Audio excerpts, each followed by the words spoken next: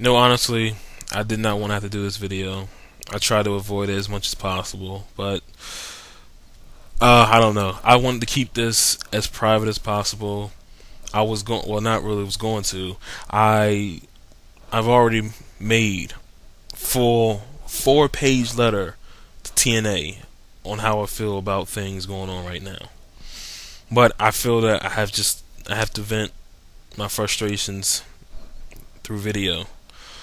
Um, Most of this isn't like, classic was a happy TNA fan and all of a sudden, bam, I'm frustrated. No, this is over time. I don't really want to say that there was a smoke screen on my videos about it, but I try to bury the bad and showcase the good, but it's hard to do that now just because it's coming to a point where I don't even care anymore. I watched Impact yesterday was what, Friday. Yeah, I watched it Friday morning and I was just so disgusted at how bad it was. No way at all should these shows be this bad. I I have never seen angles or skits or whatever you want to call it used so much in a sports entertainment show. Granted, like I just said, sports entertainment, but the first word is sports, and the sport that you're showcasing is professional wrestling. I know the entertainment has to come, but I don't want to see a variety show. If I want to watch something like that, I'll go watch SNL or Dave Chappelle or something like that. I can get my fix of comedy somewhere else. I don't need to watch TNA. I watch TNA for professional wrestling. Now I did cover a lot of stuff in this letter, and I'll try to hit most of it in this video. I can tell you right now, this isn't gonna be one video. I'll tell you that much, because there's no way I tried to think about it, but there's no way I could condense this into just 10 minutes.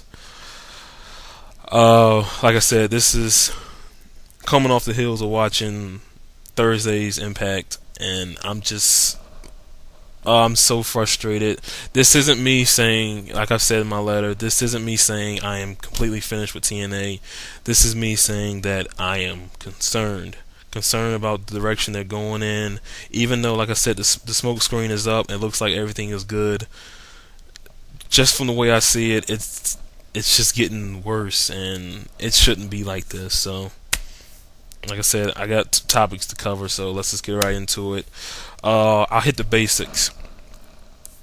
I didn't find out about TNA until I found out about TNA in about 2003. I didn't come across it. I had a friend who was pretty much a diehard wrestling fan like me, and he came across it and he showed me. He ordered one of the weekly pay-per-views, and I saw, I believe it was AJ Styles and D'Lo Brown in the cage match. Or if it wasn't a cage match, it was like the fight or whatever. But he showed me that, and I was blown away. But not to the point where, oh my god, I need to see this more and more. I saw a couple more episodes just when I was around him, and he showed me that you know I'd watch it. But like I said, I never started watching them or converted or anything, just because I was so loyal to WWE. Even me being a WCW fan, I was always loyal to WWE. Honestly, it wasn't until 2005, late 2005, when I really started to notice TNA.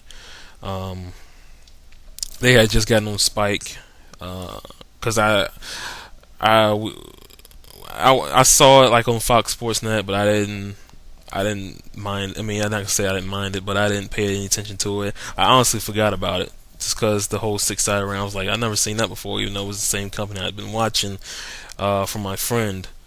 But it wasn't until 2005 when one of my favorite wrestlers, as you can see by my name, Instant Classic, that refers to Christian Cage, when he jumped, well, he didn't really jump, but when he quit WWE and went to TNA, when I heard about that, that's when I really started to notice it.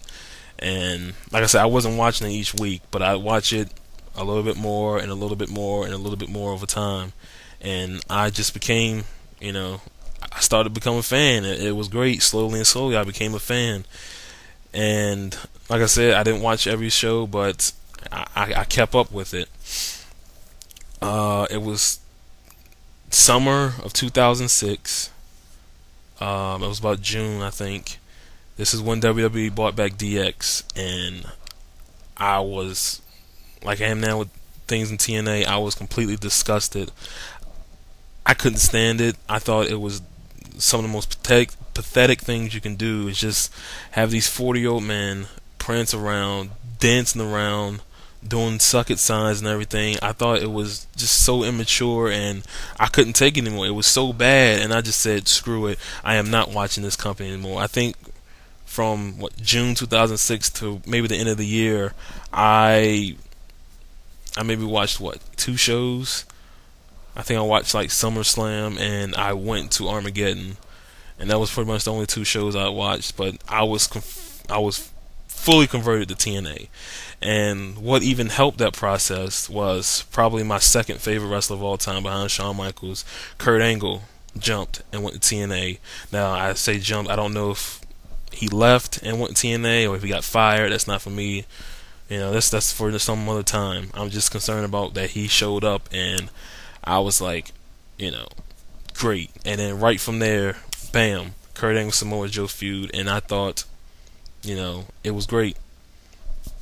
2006, yeah, it was their biggest year. It wasn't the best all around. They started off the year good, but then it just got sloppy, and it was just like they didn't really care anymore. They were more concentrated on, I can't say that's a bad thing that you can concentrate on getting more viewers, but that's what they were concentrating on, and not, keeping their current audience satisfied as well. Like I said, I ordered pay-per-views, and I sat through them, and some of them I loved, and some of them I hated, and some of them were just a total slap in the face to me. I don't remember the date. I remember it was August 2007, and I sat right here looking at this TV, spent my $29.95, however how much it cost.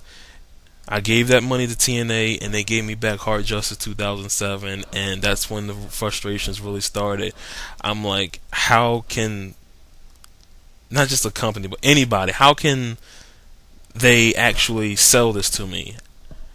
I give them my money, and they expect me to like that crap that I watched. It was so frustrating. They rebounded back with No Surrender and Bound for Glory and Genesis, and then everything just went, I'm not going to say downhill from there, but everything, I just, it wasn't enough for me to enjoy where I can say that, I was really into the product at the time. It was just, okay, this is just like a, alternative. That's what I went to TNA for, because they were the true alternative, because I wanted them to be the true alternative to WWE. But like I said, just not last year and recently, it's just become, just not entertaining anymore.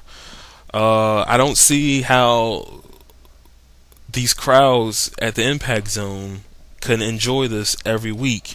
Like I said, the people at the Impact Zone, they're like trained seals, trained monkeys. Like, TNA tells them what to pop for, tell them what to boo for, and they just go right at it. Like I said, it must be a sign hanging over the ring, and when it flashes, you start chanting, "This is awesome." It's not fair. Because when I watch a wrestling show, I'm watching not only for good wrestling, good promos, but I'm also watching for great crowd reaction. That's always a vital part of a wrestling show, is the crowd reaction.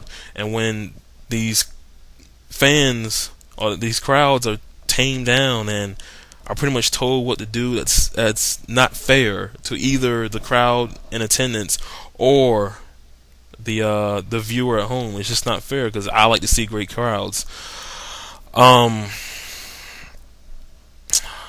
Like I said, they have been improving. TNA's been traveling and everything, but there's just so many problems that I can see going right now, and I'll talk about it in the next video.